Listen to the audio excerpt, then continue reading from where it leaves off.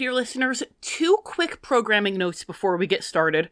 Number 1, as with the previous conversation with Azalin, Village Lich, aka Azalin Rex himself, and I co-wrote this basically in kind of a play-by-post situation. What ended up happening with that was that I was more or less the PC, Village Lich was more or less the GM, so that means just about any description here that isn't directly about Dee's actions or thoughts was written by Village Lich. I went in and tweaked it to make sure that it was still in Dee's voice and to add the occasional little commentary here and there. But like 99% of the descriptions of the setting and things that are happening that don't directly involve Dee's actions come from Village Lich. They're awesome. Speaking of the stuff that Village Lich wrote, by the way, there is a cameo by a canon ghost character named Erasmus. He has no relation to Erasmus van Richten. He's a completely different canon ghost character named Erasmus. Apparently Erasmus is the Draconian equivalent of Joe or something. Second off, I don't want to oversell this, but for my money, this might be the darkest thing that I've ever written for this podcast. Like, some of the daughter stuff gives it a run for its money, but this gets real dark. Dee is trying to leave her abuser, and historically, abusers do not take that well. So please read the content warnings if that's a thing that is going to bother you. Take care of yourselves. I don't usually do this, but I am going to put the text of this letter to Binx up as a free post on our Patreon, because I know that there are some people who just find this hard to listen to. It might be easier to read, especially because when you read, you can skim it. So, heads up. Enjoy!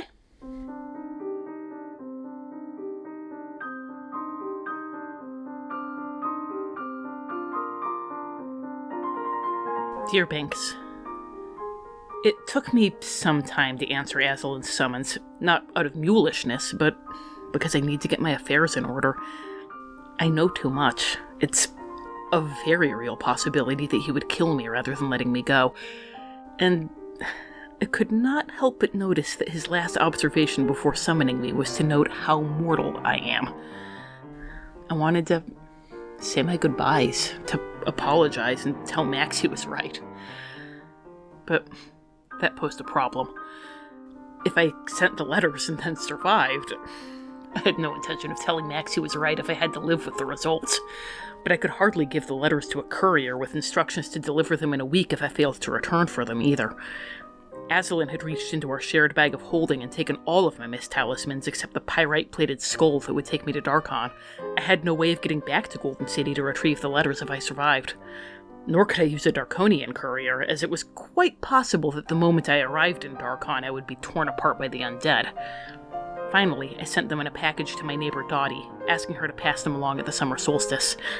If I survived, I would come up with some reason for Dottie not to send them after all. After paying the courier, I steeled myself and entered the mists.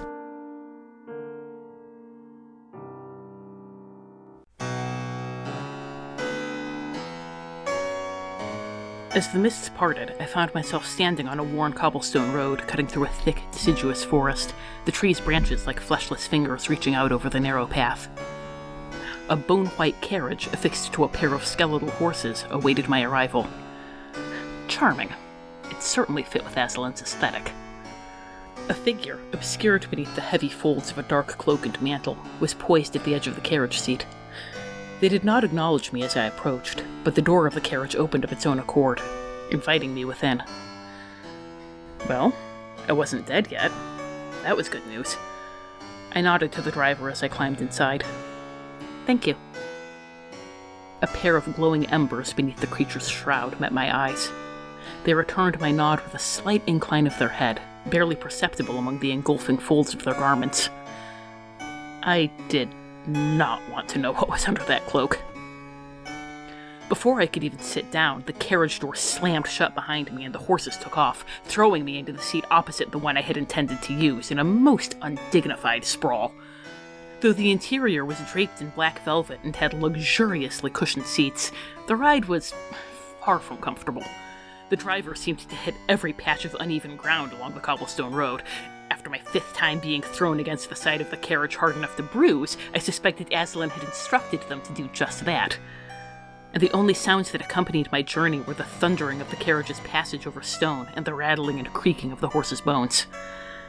At least it was a quick journey.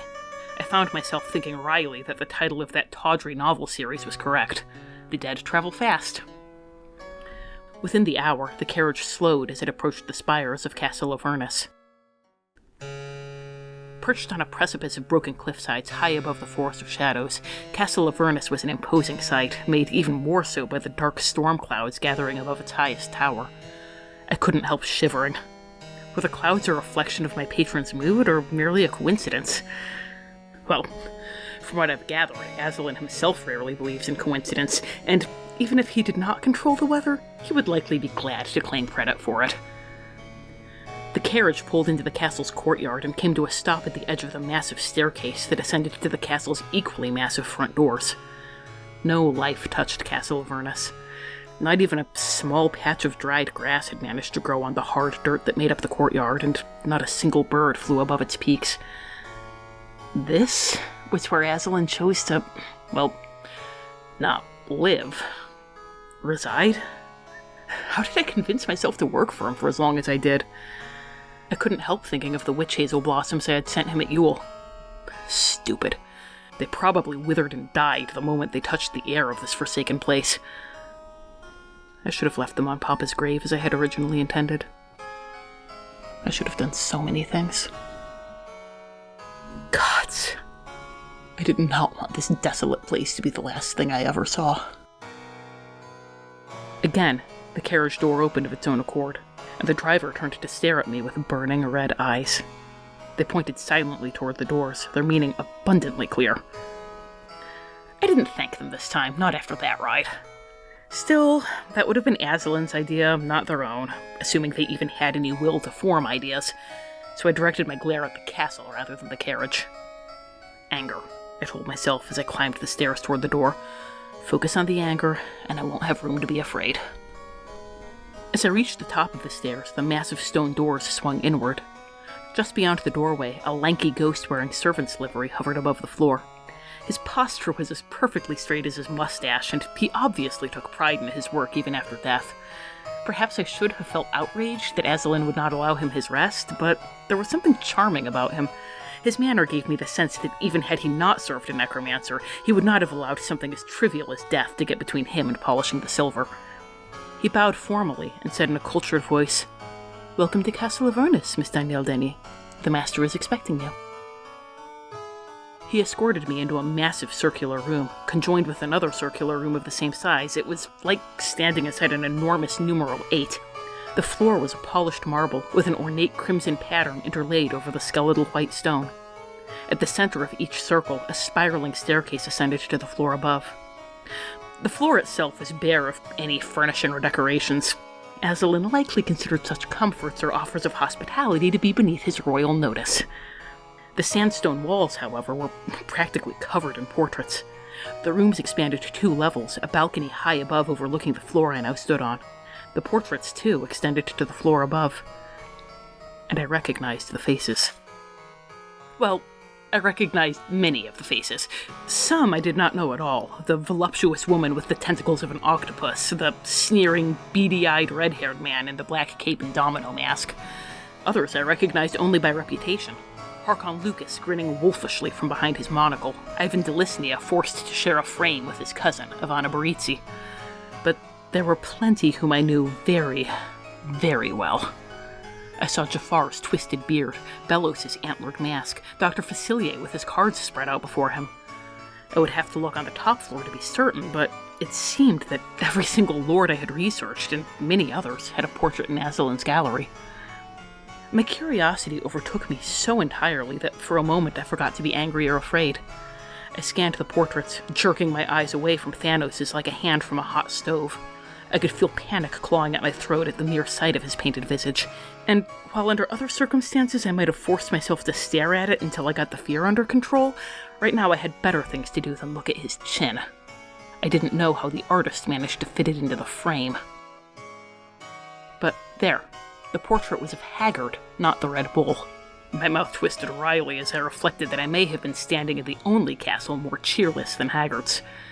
And there, The portrait was of a scarred and massive bear, not of the witch who had created him.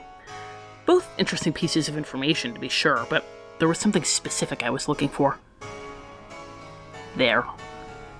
My jaw tightened as I looked into the painted eyes of the Sanderson sisters. "I see the young miss has taken an interest in the Master's Gallery," the ghostly butler observed. Decades were spent amassing the collection, and as you can see, many were painted by the same hand. A dedicated artist who traveled far and wide to view each subject before painting them for the king. Which meant that this artist of Azalin's had been to Salem. I knew he must have thrown a few strands of his web in that direction for reasons other than my family's protection. How else would he have known what happened to me that night? But the reminder of his reach was unpleasant. Speaking of which, we should not keep His Majesty waiting. The butler glided to the nearest staircase. "This way, if you please." I shook my head as I followed. Right. Sorry, his mood is gonna be bad enough as it is. "I'm sorry, I never asked. What's your name? How long have you been, buttling?" "Erasmus. I have been serving Castle Avernus since Darkulus Rex claimed the throne, and I continue to serve under Azalin." I could hear the pride in his voice as he led me up the stairs. As for His Majesty's mood, I cannot say. He has been pacing more often than not, and that is never a good sign. Please, take care. "Thank you. I will." Binx. I didn't. He escorted me up to the balcony, then through a passageway to the west, which opened into a lavish sitting room before a set of imposing iron doors. Standing stalwart on either side of the doors were suits of black iron armor. I might have mistaken them for decorative pieces had it not been for the glowing eldritch light beneath their helms. "Please have a seat, Miss Denny." He gestured toward one of the oversized armchairs. "The king will call upon you when ready."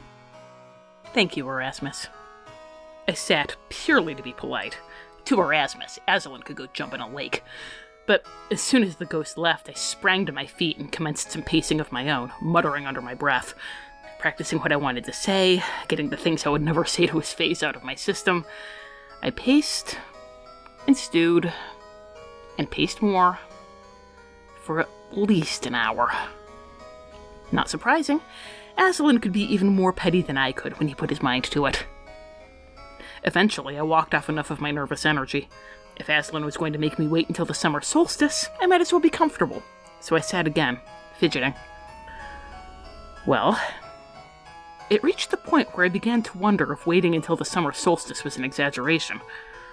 There was no telling the passage of time within the sunless sitting room, but it certainly passed. A lot of it passed.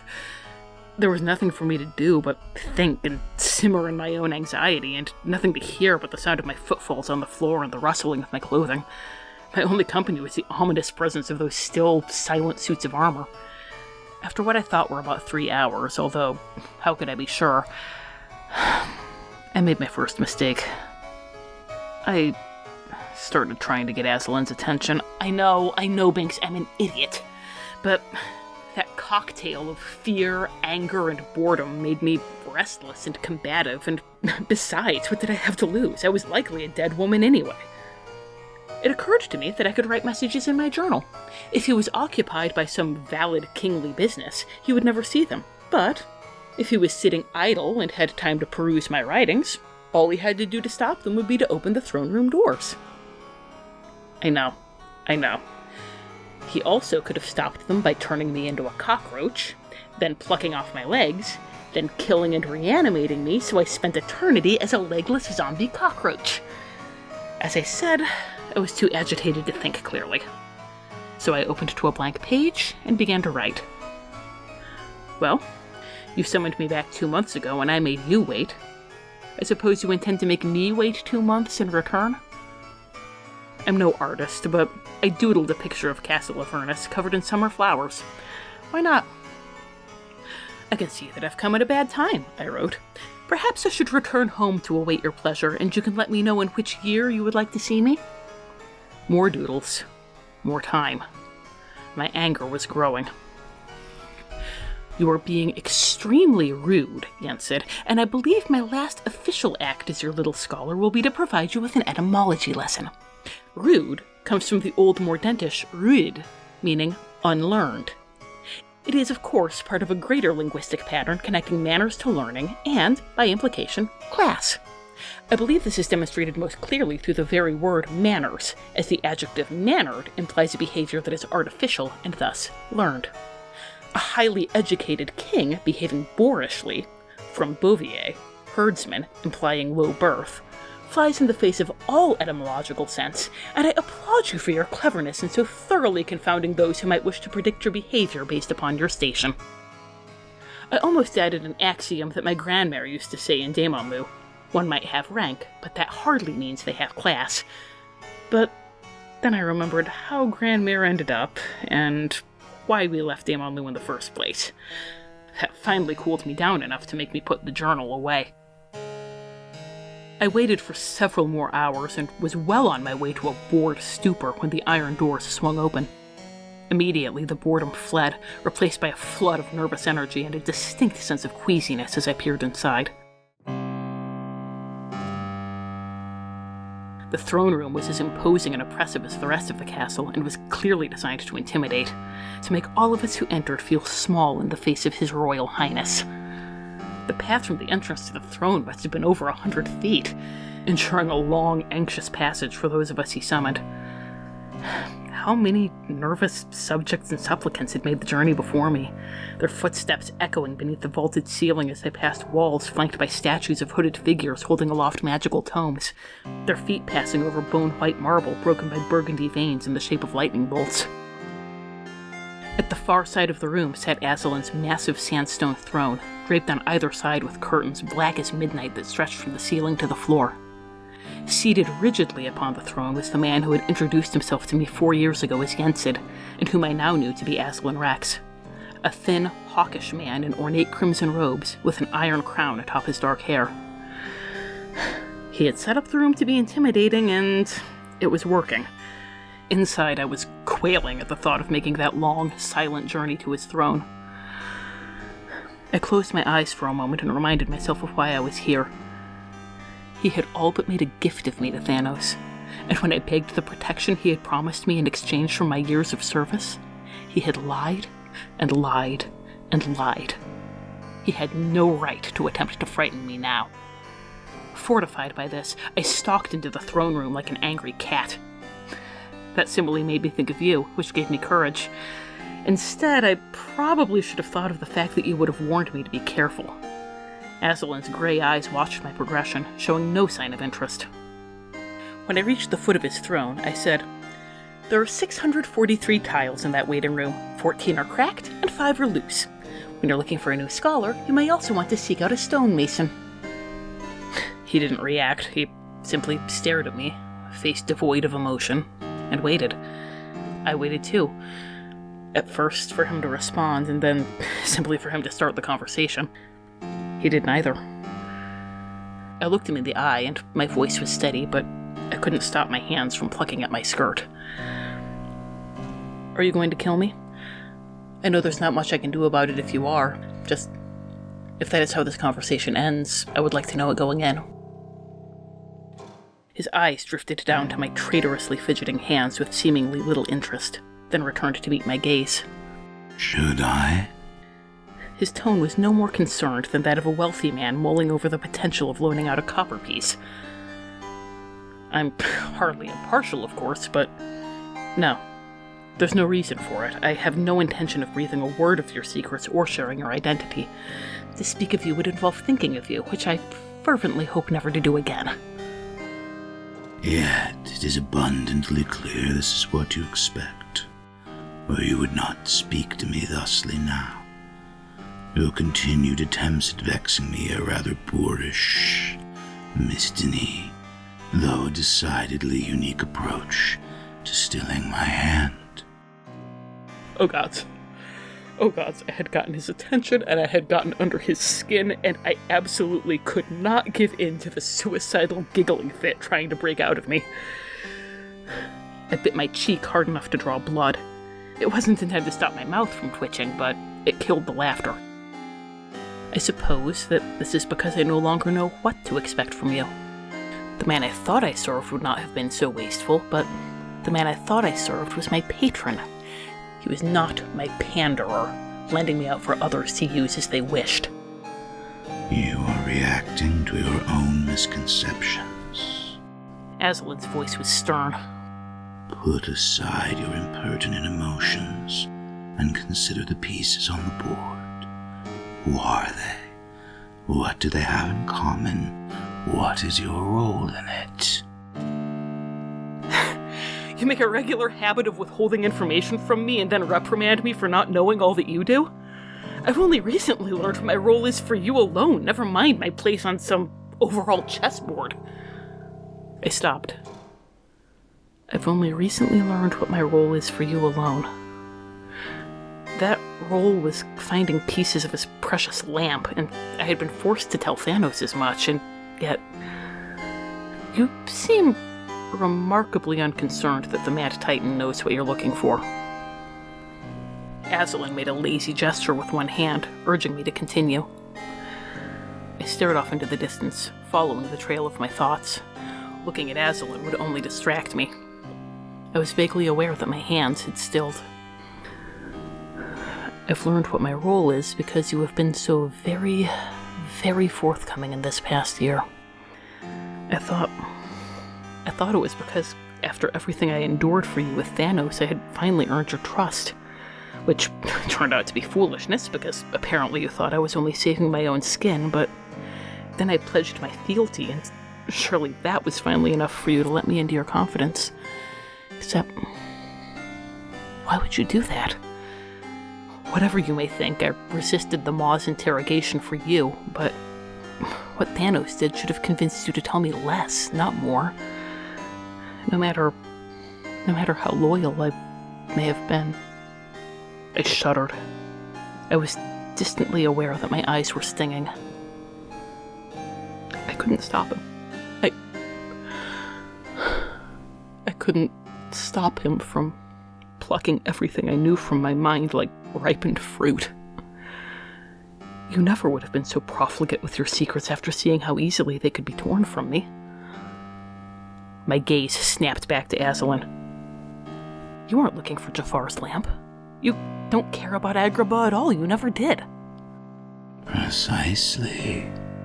Azalin's smug and somewhat disdainful expression made it clear that he was not remotely impressed that I had figured it out. If anything, he was contemptuous that I had not done so until now. I have no desire for the lamp, beyond mere curiosity. Our enemies, however, desire it above all else. And what better way to deal with them than ensure they receive false information that leads them to destroy one another over a non-existent Infinity Stone? He let out a hollow laugh. I stared at him. There was a distant pounding in my ears, and my face prickled with heat, as though I were standing on the shoreline of the boiling isles. You bastard! You evil, selfish filth! Selfish? His voice finally rose in anger. I do not do this solely for me, little witch. My actions protected both our interests. Oh, they did they? It was protecting my interests to let him terrorize and exhaust me to the point where I could barely function. It was protecting my interests to watch as I struggled to remember the difference between dreams and reality. I told you that I was close to breaking, and you were too busy preening at your own cleverness to care. You drew the attention of the Mad Titan. Azalin spoke through clenched teeth. What exactly do you think happens to the families and societies of those he seeks to adopt as his precious children of Thanos? Of course you were working for your own interests, as well as mine. I did laugh this time, but there was nothing resembling humor in it. I would have found out firsthand what happened to those he adopted if I had relied on you alone. He won, Jensen. He broke me. I grabbed my journal and shaking hands and hurled it at his throne. You didn't even notice, did you? Read the last paragraph of my report on Agrabah again. I didn't write it. She did. I squandered the last ounce of willpower I had to tell you something you already knew.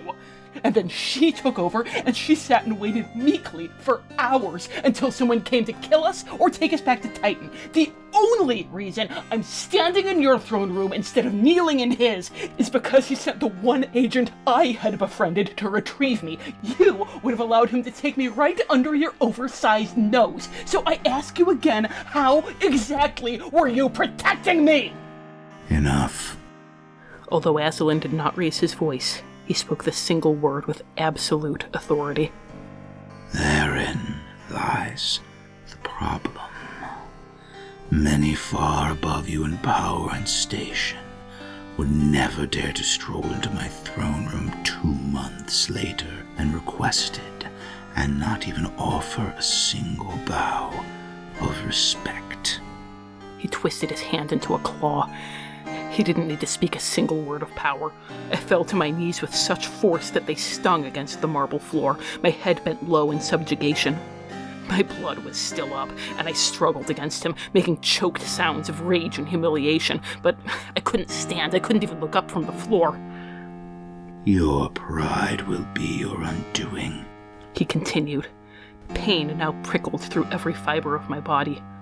Nothing more than a warning. It was like picking my way through brambles, except the brambles were also inside of me, but enough to remind me of who exactly held the power here and now, and how little he cared about using it.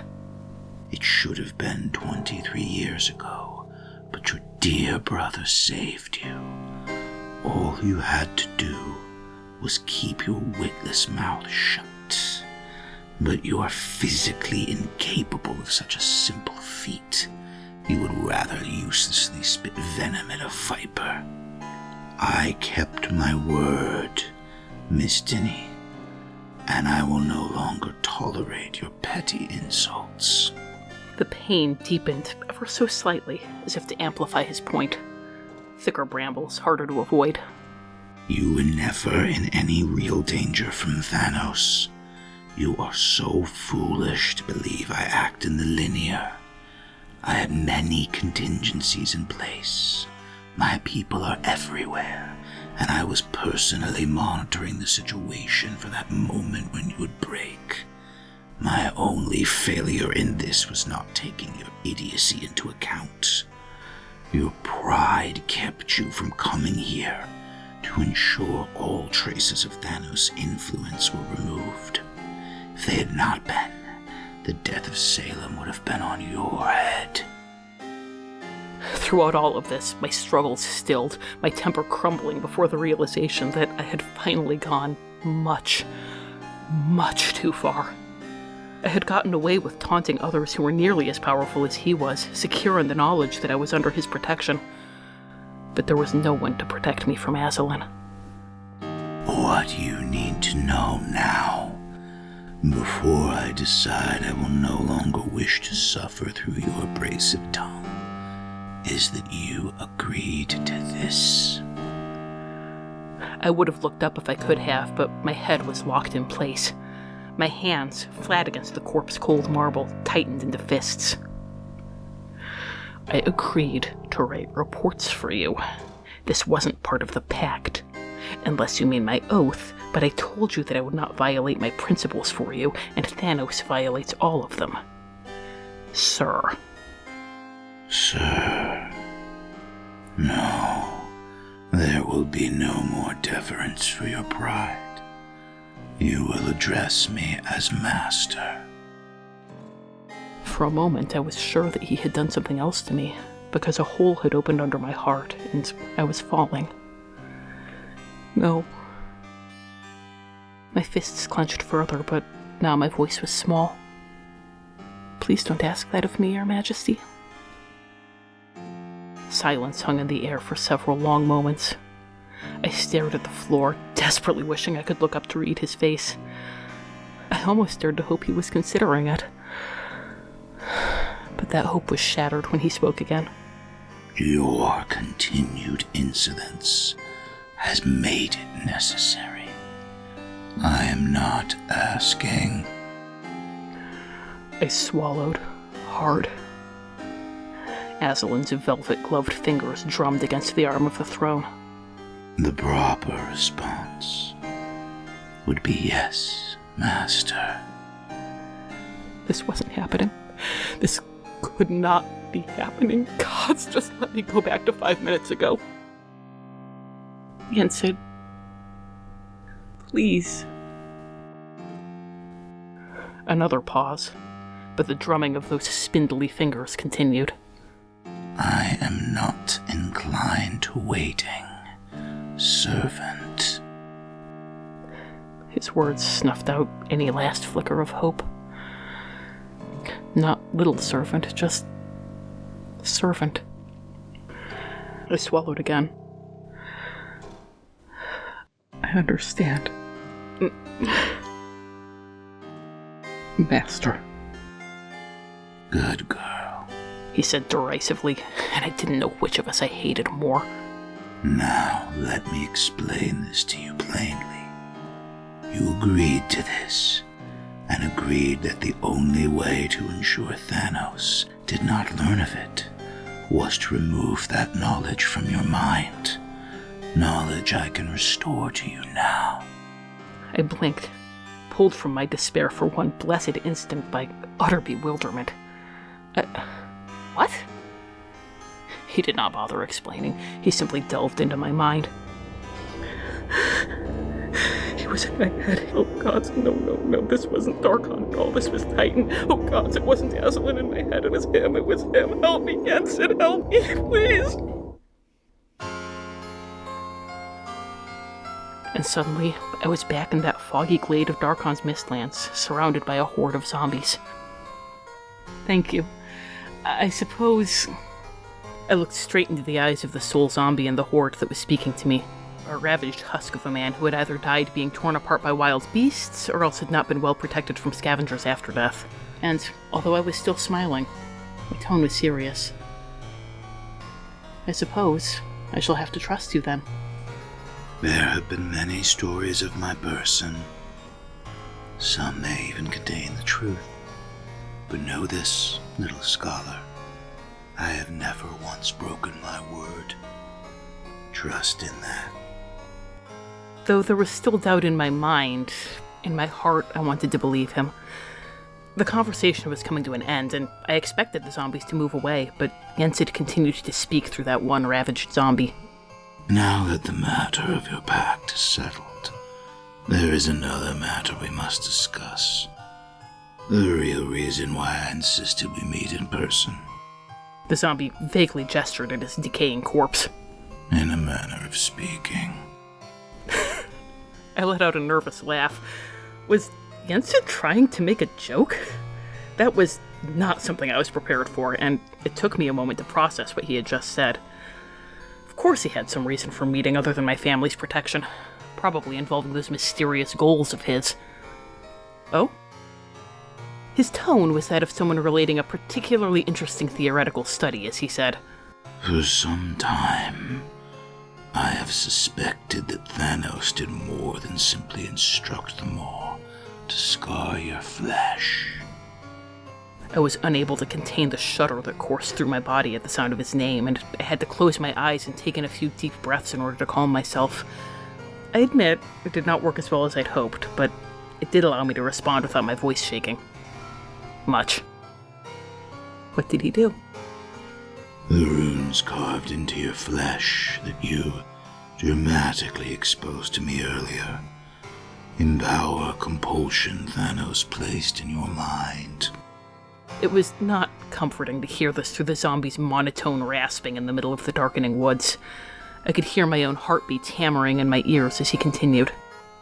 The effect is similar to a gish, and will allow him to essentially compel you to divulge information to him when you are in a restful state.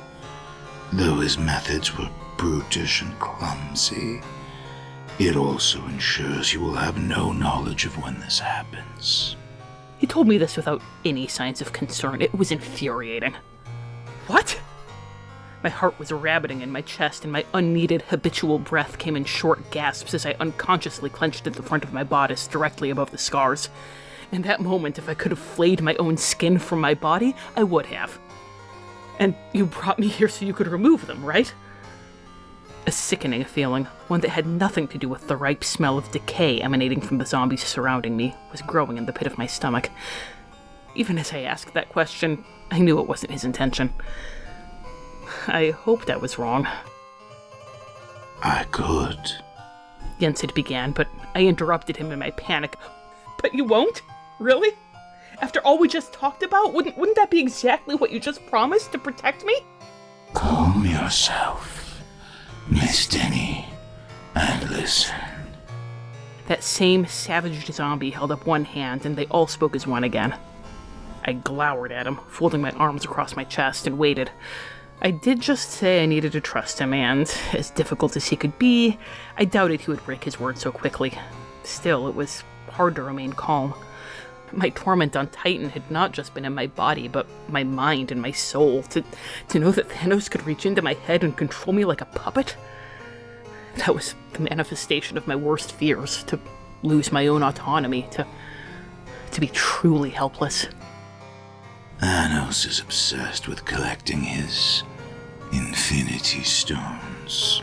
The soul zombie intoned in Azalin's voice, while the rest reverted to an eerie, silent stillness.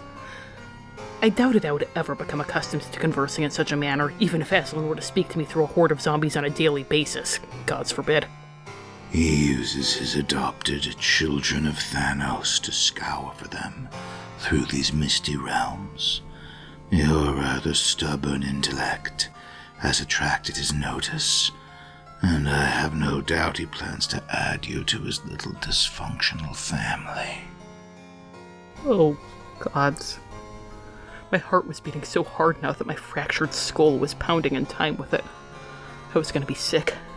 We have two paths forward, he said, holding up two of the zombie's fingers. I couldn't help but notice one had a broken bone protruding through its rotting flesh. I may remove his influence now, then discreetly move your family to a safe house. Or he lowered the broken finger. We can use this knowledge to our advantage and ensure he does not bother you again. I already knew the answer. I had done the research firsthand, but still, I asked, why would my family need to be moved? Once I remove his influence over you, you will know and he will act. Predictably, his children are all orphans from worlds he liberated. He always ensures none of their family survives. If your family were here in Darkon, I could protect them as promised. If they remain in Salem, they would be among his first targets. I swallowed hard. I wanted to argue, to say that there was no guarantee that he would target Salem or my family, but I knew better. As I said, I did the research firsthand. Jens's description matched what Thanos had done to countless worlds and countless families. I could not allow my family to be uprooted because of me. I had become Jensen's little scholar to protect them, not to place them in harm's way. Nor could I allow Salem to fall to the Mad Titan's mercy. How exactly would we use this against him? Thanos is searching for pieces of a lamp from Agrabah. He believes it is one of his Infinity Stones. This is more important to him than you or any of his children will ever be. Jafar, who has been a rather annoying thorn in my side, is searching for the same. We can distract them both by setting them against one another. To do this, Thanos must believe he has you under his control. And through you, I will feed him information regarding the lamp's location. I have already hinted I am looking for an Agrabanian relic after your report on Gravity Falls, so he will, predictably, conclude that not only is Jafar after the lamp, but so am I. It's only a matter of time before Thanos takes the bait and is distracted from converting you to his cause. I like that plan better, but I'm not sure I would be able to do that, I said. I wouldn't be able to pretend that I didn't despise him. In any other circumstances, I doubt I could have admitted this to Yensid, but this was not just about me, or even my family. It was about all of Salem. This was not the time to hold on to my pride. You're correct. Perhaps you may deceive him for some time, but not for long. That is why I must erase the memory of this conversation from your mind. You, as you said, will have to trust me to restore it when the time comes. Will it hurt? I asked, trying to sound brave.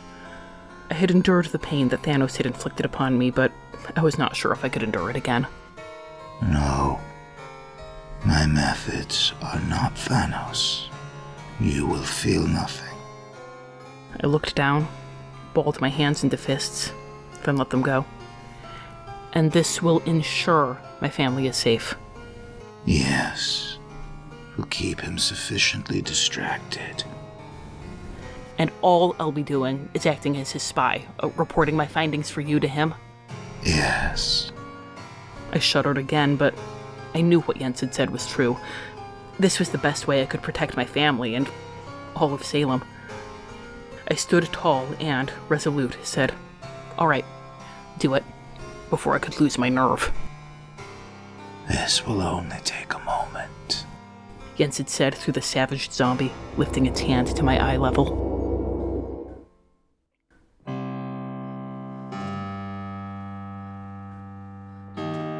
I opened my mouth, then closed it again. Despite having no need to breathe, I was hyperventilating, making small, keening sounds as I did. It was too much. Between the memories of Titan and the Mistlands, I scarcely knew where and when I was, only that I was drowning in a sea of emotions that were too large for my heart to hold. The shock at discovering that I had consented to my own misery. The relief at knowing all my pain had served a purpose beyond Azalin's tangled machinations. The grief and despair at the stark contrast between that moment and this one. The bitter knowledge that if things today had gone just a little differently, if he hadn't been so self-satisfied, if either of us hadn't been so angry, I might have learned all of this on my feet instead of on my knees. But above all, that horror of feeling my mind utterly unmoored. I am my thoughts, my experiences. If I cannot trust the truth of those thoughts and experiences, how can I trust myself? What did it matter where or when I was if I had no idea of who I was? And oh gods, modifying my memory had been Thanos' plan for making me his willing slave, and I had allowed Azalin to do it. There had been cause, but oh gods. He must have released his grip on me because I could move again. I didn't use my newfound freedom to rise. I couldn't. I crumpled further in on myself, rocking back and forth and sobbing for the breath that Azalin had taken from me. It is unfortunate. It has come to this, I heard him say. But now you know the truth. I shuddered, and the air around me vibrated like a tuning fork with a sound that was not a sound. Keep that tainted magic of yours under control. Beneath the stern tone was... what? Curiosity? Concern? Certainly not concern for my well-being. Likely he remembered my account of Wonderland and thought that I might incinerate his robes with an accidental fireball. Calm. I moved my hands back to the floor, forcing myself to focus on how cold and smooth and real the marble was. Whatever may have been done to my memories, I was here now, and the last thing I wanted was for Azalin to punish me for daring to have magic that did not come from him. The aura around me gradually dissipated, and my heartbeat slowed from a gallop to a canter.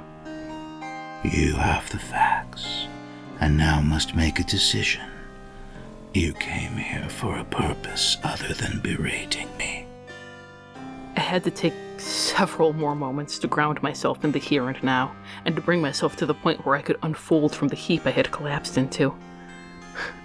I didn't try to stand. If I did so without asking permission, Azalin was certain to shove me back down again, and I had no desire to ask him for anything. I also didn't want to look at him, but neither did I want to bow down to him any longer, so I straightened my spine and turned my head toward one of the hooded statues flanking the throne room. I was unaware that you were giving me a choice. This is an unconventional method of persuading me to remain in your service, Master. He was clearly unamused. If, with all the facts at hand, you still wish to leave my service, then a choice is still yours to make. I will not allow you to lay the blame on me for the consequences of doing so. Of course he knew it was no decision at all. Thanos was distracted for now, yes, but what if that should change? Worse, what if he somehow discovered that I had not been a dupe, but an active participant in this deception? My family was as good as dead. I couldn't protect them from him.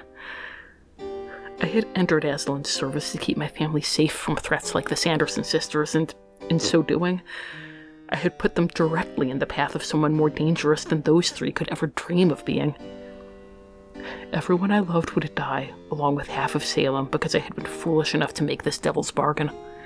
Unless I continued to serve. And in so doing, I would put myself in the path of more beings like Thanos, creating the very enemies that would threaten my family, and my chains would grow heavier with each passing day. But what choice did I have? I had breached that dam. I could not repair it. And at this time, Azalin was the only one who could divert the flood.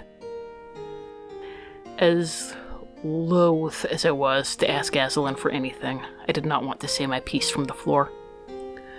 My voice, carefully clean of the venom I wished to infuse it with, was completely toneless. May I stand, Master?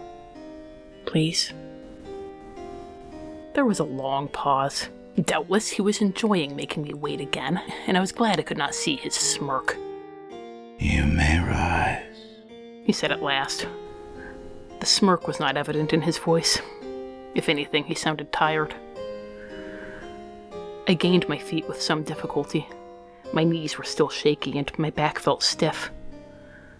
I took a moment to smooth my skirt and hair, and to methodically wipe each tear streak from my face. Pathetic, I know. It was impossible to recover my dignity by then. Still, the motions helped me to calm down, until at last I was able to look Azalin in the eye again. The moment I met his disdainful gaze, my hard-earned composure nearly shattered. It was impossible not to remember the last time he had permitted me to stand in his presence. You may rise, little scholar, though I do appreciate the gesture. Such subjugation does not suit you. He had looked at me like a proud father gazing upon a favored child. It had been something very close to love. He would never look at me that way again. I didn't mean to say it, but the words tore themselves out of me. You have no idea how much I loved you. Your actions have revealed the impossibility of that statement. His eyes narrowed dangerously. I will not tolerate any more lies from you. A few short months ago, the words would have cut deep. Now they had the dull, familiar pain of an old bruise. I was too weary even to mentally catalog the body parts on which love could bite him and go unrecognized. Believe what you like. It hardly matters what we think of one another. I am not going to berate you, Master. Nor do I intend disrespect, but I am going to speak candidly. You say you will not tolerate lies from me, and I will offer you none. He rested his chin on his fist, slouching against the side of his throne. He reminded me of nothing so much as an indolent schoolboy preparing to endure a particularly tedious lecture. A schoolboy who was both rude and unlearned. He probably wanted his boorishness to silence me, Nevertheless, I persisted. You were right that I can hardly blame you that Salem is in danger. You sent me to Titan before I was ready, but had you asked, I likely would have been willing to take on any challenge. I had escaped several other dreadlords unscathed, after all. I can see why you sent me. You did endanger Salem by sending me there, but I stumbled to a halt. With anyone else, I would have said that everyone makes the occasional error in judgment, and that I did not blame him for this one, which was true. Implying that the prima donna of the Darkonian stage was capable of error, however, seemed like a way to send him from discourtesy. Courtesy, of course, coming from the same root as courtly, with its opposite suggesting ignobility, to another tantrum. Unsure of what should complete that thought, I hurriedly moved to the next one. And it seems that I agreed to the idea of this, but I did not agree to the entirety of it.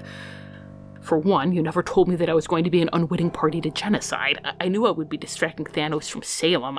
I did not know that I would be doing it by throwing other realms into his path, advising him on how best to use their own magical treasures to cull them. I had no choice in this, and I feel no guilt about it. Except the doll. I had dreamed about Thanos taking the doll. That meant I had told him about it. Oh, how the voices in Golden City had enjoyed throwing that in my face.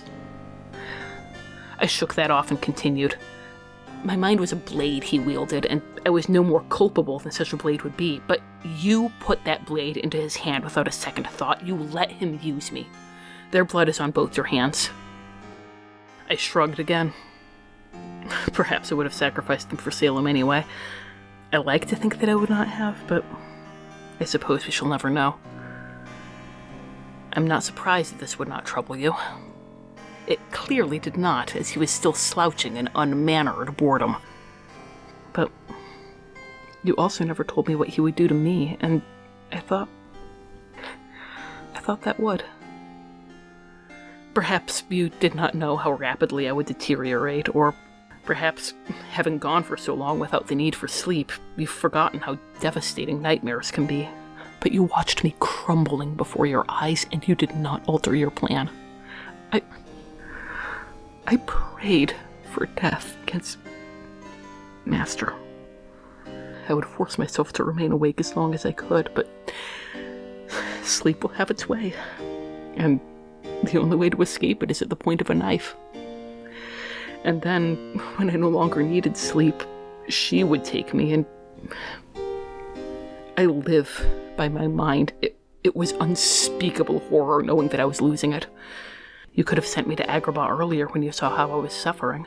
Thanos would not have questioned it. It would have been a pragmatic decision, sending me to what he believed to be your ultimate goal while I was still lucid enough to be of use there. But I doubt it ever crossed your mind. And still the insufferable lout. From Luton to bow down, suggesting my master was acting the servant, didn't react in the least. I almost expected him to start feigning sleep. No matter. I was saying what I needed to say, and whether or not he listened was irrelevant.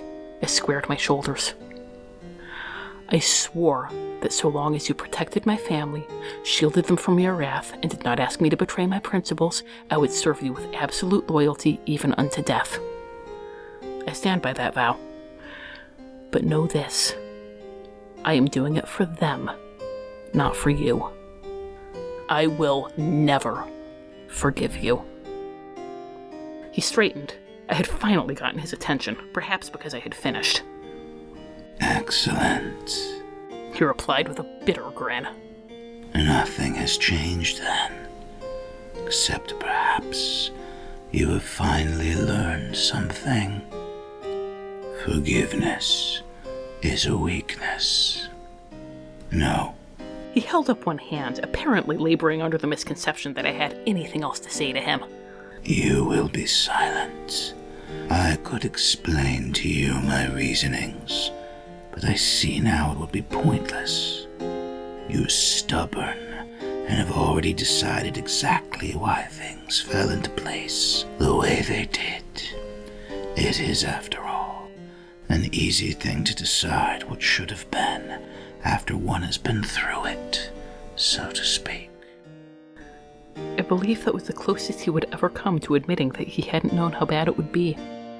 I would have forgiven him for that if he had only changed the plan once he did know. There was so much I would have forgiven him for. I had been his for the asking. But it was not in his nature to ask, merely to command. No matter. He waved a hand dismissively. A mere year of time is nothing, and it is done. Almost. Despite your insistence that Thanos' influence is completely purged from your system, I must confirm that. As I have informed you numerous times, wild magic is unpredictable, and its effects are not always permanent. I flinched, taking an involuntary step back. This was necessary. For all that I had dragged my feet over returning to Darkon, it would be reckless not to make absolutely certain that Thanos' daughter was truly dead. But the idea of having anyone in my mind again... I looked down, fidgeting again. God, I hated doing this. But as much as Azalin despises weakness, he's always preferred it when I've been weak for him. He likes knowing that I know myself to be at his mercy. I understand, but I somehow managed to say the next words as though I weren't gagging on them. Master, please. I know that you will do as you will, and there's nothing I can do to stop it, but please, after this, do not touch my mind again. You saw what happened when you did it before. I don't know how much more of it I can take, and I'll be of no use to you as a gibbering wreck. I shrugged, still not looking up. You say you were not careless with me before. Please do not be careless with me now. You're not a man who needlessly breaks his tools. The steady, rhythmic drumming of his fingers resumed. I glanced up to see him staring down at me in deliberation. There is a risk in not being thorough, but it is yours to take. I may limit my evaluation to the external markings. I had been bracing myself for a cutting refusal and was so taken aback by his actually listening to me that I gaped for a moment, uncomprehending. When I processed what he had said, I was almost overwhelmed with relief, and a treacherous, craven hint of gratitude, as though he were doing me some great favor by allowing me sovereignty over my own mind. Thank you, Master, but I understand the necessity this time. It would be imprudent not to be thorough. I meant, after this, please, no more of this business with removing and replacing memories. I'll break. I see no need for future memory modifications. I looked down again so he wouldn't see me react. That was not an answer. I was hardly in a position to press him on it, but it was somewhat comforting knowing where I stood. I was going to write down everything from here on out. I opened my mouth to agree to his probing, then paused. When I did speak, I had no need to feign vulnerability. I only had to resist the impulse toward bravado. And it still won't hurt. He tilted his head to the side. No. My touch is a subtle one, and often unnoticed. I swallowed, then nodded. I felt a gentle nudge as he began, almost as if he were letting me know he was there. I couldn't stop myself from flinching again, a small whimper escaping my throat. After that, there was nothing. It would have been uncomfortable under other circumstances, watching him stare at me unblinking as he focused on the task at hand. As it was, there was no room for anything as petty as discomfort, for I was struggling to fend off a raw, animal terror. I repeated a constant litany to myself. My name is Danielle Juliette Denny. My parents are David and Genevieve, and my brother is Maximilian. I'm in Castle Avernus in Darkon. Azalin is examining my mind with my express permission. It will not hurt. My name is Danielle Juliette Denny. My parents are David and Genevieve, and my brother is Maximilian, I am in Castle Avernus in Darkon. Azalin is examining my mind with my express permission. It will not hurt. My name is Danielle Juliette Denny. Panic skirted the edges of my mind like a rat skittering along a baseboard, but the edges were where it remained.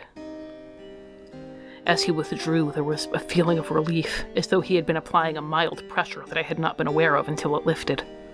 There is no trace left of him, Azalin said with utter confidence. Then, as an afterthought, he added, or her. I expected to find solace in those words, but all I felt was a dull, tired anger.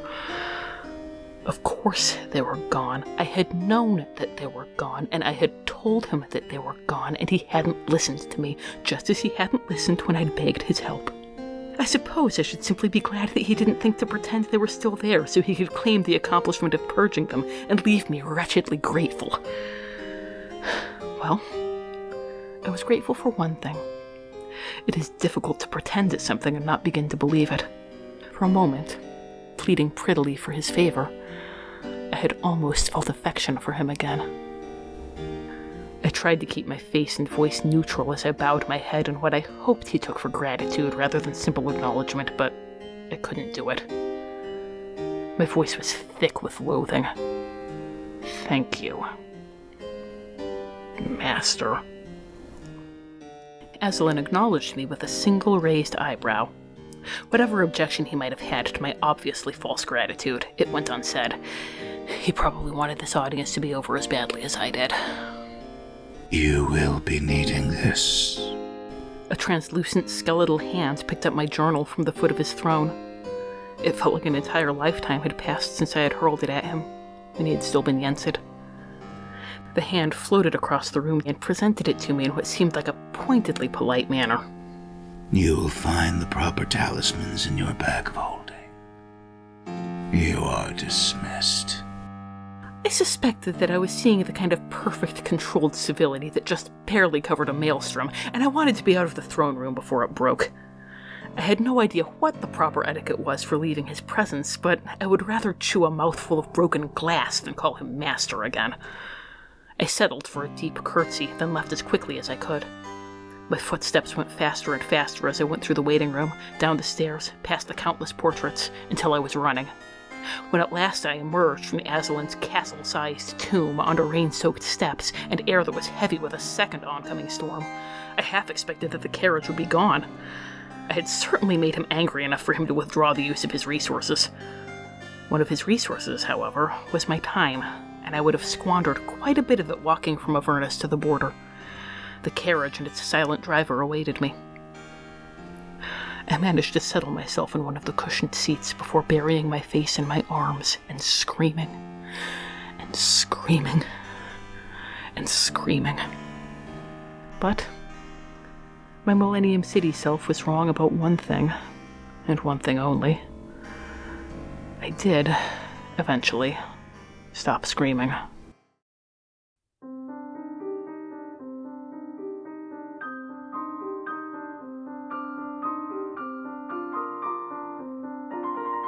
So there you have it, Binx. When I wrote to you at Yule, I spoke of my qualms about being a witch who had sworn my service to a malevolent and powerful being in exchange for a book of spells. Now I call that being my master. I suppose that next I'll be expected to bind my journal in human skin. You tried to warn me about him after Marley, but I didn't listen. I never listened to anyone. I told him again and again that I didn't trust him, but it wasn't true. I did not trust his overall intentions. I feared that he would use my research for some malicious end, but while I knew well that he was a danger for others, it was so easy to forget that he was a danger to me. Gods, I gave my name and memories to Yubaba with no assurance but his word that he would see me out safely, and I still claimed not to trust him. What does it say about me that I served a man who I thought might burn down the world but leave me untouched? I cannot help but wonder what would have happened if Thanos' daughter had not overtaken me in Agrabah, if I had returned to Azalin wide-eyed and credulous, and he had restored my missing memory and freed me from the Titan's yoke. I might have been somewhat wounded that he had allowed things to continue as long as they had, but I would not have had the most damning piece of evidence against him, the way he had allowed me to slip through his fingers. He claimed to have been personally watching for the moment I broke so that his agents could retrieve me, but this is absurd on its face. As I told him, Thanos' daughter overtook me for hours before Nebula arrived, and there was no rescue in sight. He underestimated the strength of Thanos' grip on me gravely, and it nearly cost me my life, or everything that makes my life worth living, and I include my family in that. Had Thanos claimed me as his own, he would have put Salem to the sword afterward, the very thing that Azalin said he was going to prevent. And he probably would have used the advice I'd given him in my nightmares to do it. But without this proof of how thoroughly Azalin's arrogance had blinded him to the danger, I would have had no reason to doubt that he had had the situation well in hand the entire time. With the immediate threat of Thanos gone, I may even have glowed with pride and pleasure that he had trusted enough in my courage to allow the trial to continue. I would have been deeper in his thrall than ever before, with Thanos having tamed me for him like a spirited horse. Without binding my mind in a single way, Azalin would have done what Thanos could not.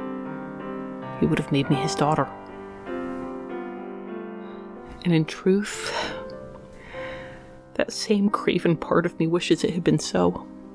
For when I believed he had cared for me, I had almost been able to convince myself that I was happy. There was peace in knowing I was his. But that peace was a lie. It is better to know the truth, and the truth is this. I must find a way to be free of him. I still need his protection for now. He made certain of that a year ago when he sent me into Thanos' arms, but I will find a way to keep Salem and my family safe in my own right. I don't know how I will do this, through passion, dedication, and cleverness, through the strength of friendship, or simply through the accumulation of power. But I will gain this victory over him. My chains will be broken. I swear by my blood and bone, I will be free. Love, D.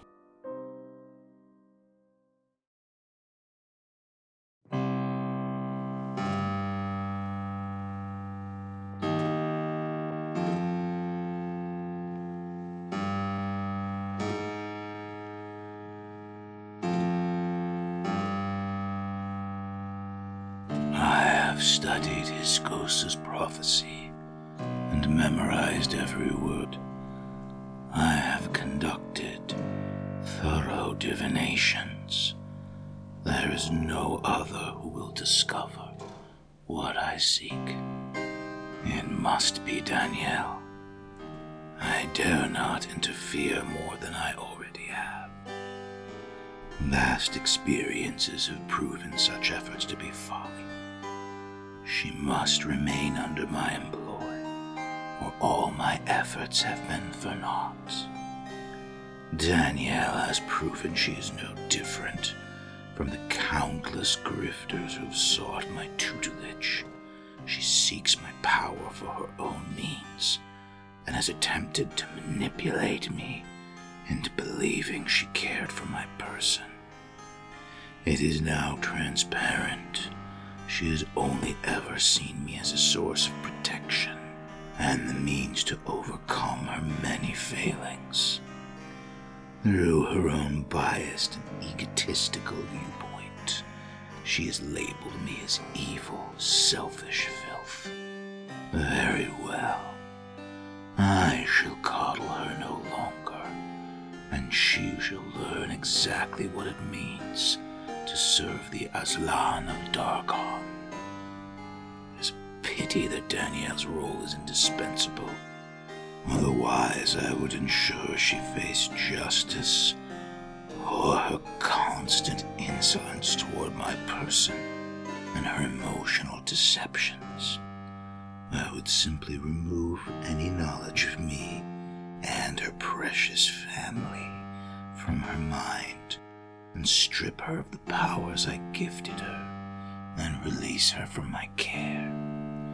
How pleasant it would be to observe as Thanos converted her to his cause, then the horror upon her loved ones' faces as they witnessed Danielle become the very thing she hates most, an evil hag. If it weren't for Thanos' brutish interference, I would not be dealing with this latest obstacle. I will pay him in turn for his part in this. As for those that I tasked with monitoring Danielle's condition, they will soon wish for death. They should have intervened before Nebula appeared. However, I cannot discount the opportunity Nebula presents. Not only may she play a role in my vengeance against her father, but she could become invaluable in ensuring Danielle does not betray me again. To properly deal with Thanos, my plan was flawless, and had the added benefit of dealing with this irritating pest, Jafar, simultaneously. I allowed Thanos to believe he was in control of Danielle, and was able to obtain my secrets through her. Naturally, I began planting false information in her reports to ensure he was distracted from recruiting Danielle and was dealing with Jafar for me. I had expected Danielle to show gratitude, or at the very least, understanding, when I revealed this to her. Instead, her response was impudent rage over a bit of discomfort.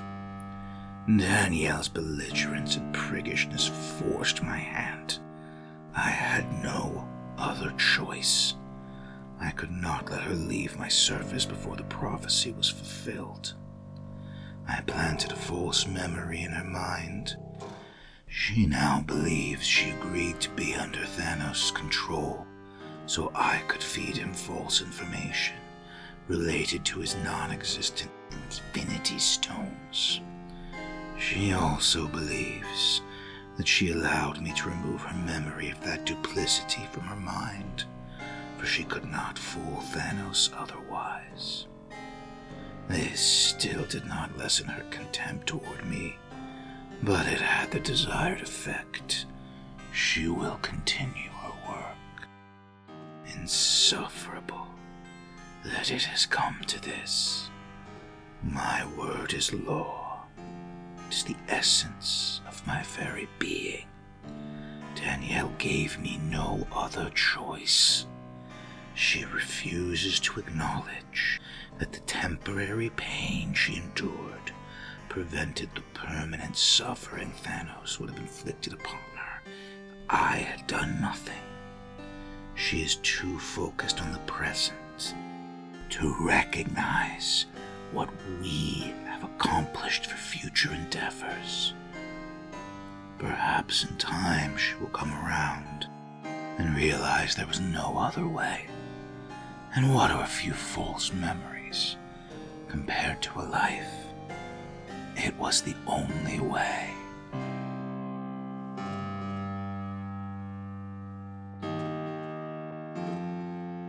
This has been The Wonderful World of Dark Lords. We have no affiliation with Disney or Wizards of the Coast. Handles Sarah Bonds in D minor is used under a Creative Commons non-commercial license. All other music used in this episode is in the public domain and was obtained through museopen.org. Titles and links are in the show notes. Dialogue for Yensid and Erasmus, descriptions of Castle Avernus and Darkon, and Dee's false memory were written by Azalin Rex himself, who is awesome, and who you can find on Tumblr at Dark Lord Azalin. The Wonderful World of Dark Lords logo was designed by Haylight Jones. You can find links to their work in the show notes. If you'd like to support the show, look for us on patreon.com or find our tip jar on Red Circle. Thanks for listening.